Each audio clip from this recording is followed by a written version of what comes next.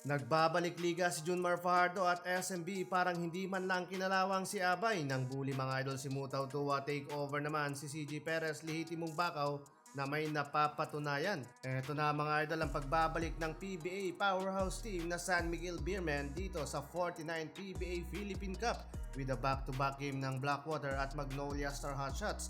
Parehong may laban ng SMC Group habang ang SMB naman ay makakalaban nila ang NLEX Road Warriors. So dito muna tayo mga idol sa Blackwater at Magnolia, mukhang may gustong patunayan etong Star Hotshots dahil napapag-iwanan na din ito ng dalawang sister team na Ginebra at SMB. First quarter, aggressive mga idol yung pagsisimula ng Mags at natambakan nga nila ang Blackwater with 15 points.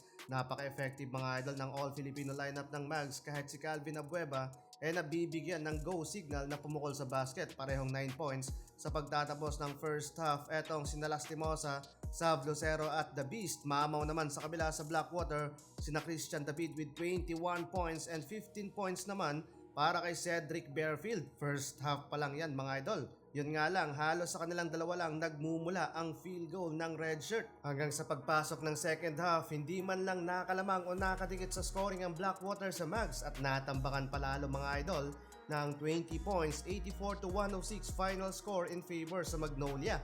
Nasayang doon mga idol ang ginawang 31 points ni Christian David at 24 points naman ni Cedric Bearfield dito sa laban, while best player of the game si Zav Lucero, 21 points, 2 lead banks and 7 rebounds, 8 of 11 from the field. Dito naman tayo mga idol sa SMB versus NLEX Road Warriors, ang pagbabalik ni The Kraken at ng powerhouse team sa liga. Tough start for the SMB, 12-0 run lang naman mga idol ang ginawa nila dito sa opening ng first quarter. Easy basket lang para sa Beermen at agad lumobos sa double digit ang advantage sa first 5 minutes ng first quarter, pero halfway na ng quarter nang nakapag-huge run ang NLEX to cut the lead from 12 points to 8 points. 2028, nagiging catalyst para sa Road Warriors si Kevin Alas, parang hindi dumaan mga idol sa ACL injury. Habang halos 7 minutes namang nabangko dito si Junmar Fajardo at halfway na pinasok sa laban.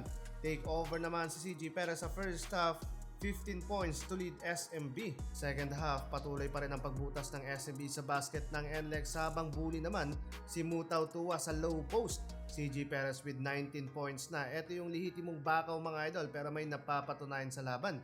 Ang lala ng shooting ng NLEX Road Warriors, biruin mo, 5 success lamang ang naipasok nila from 22 attempts. Sobrang alat yan mga idol kaya nahirapan din dito sa kalabang SMB. Struggle naman si Robert Bolick at off night sa first game. Nag-aaway at nagkakasagutan pa nga sila ng kanilang head coach. Mukhang nagpaparamdam na ma-trade mga idol. Pero buhay pa ang NLEX, halfway unti-unti nilang naibaba ang malaking kalamangan ng SMB. Anyari doon sa Beermen, nagkukulaps ang kanilang opensa at depensa. Nagbubuhat sa kabila mga idol si Cyrus Torres at JV Mukon. Yun nga lang, pinakabalang pala ng NLEX ang SMB at sa dulo panalo pa rin ang Beermen.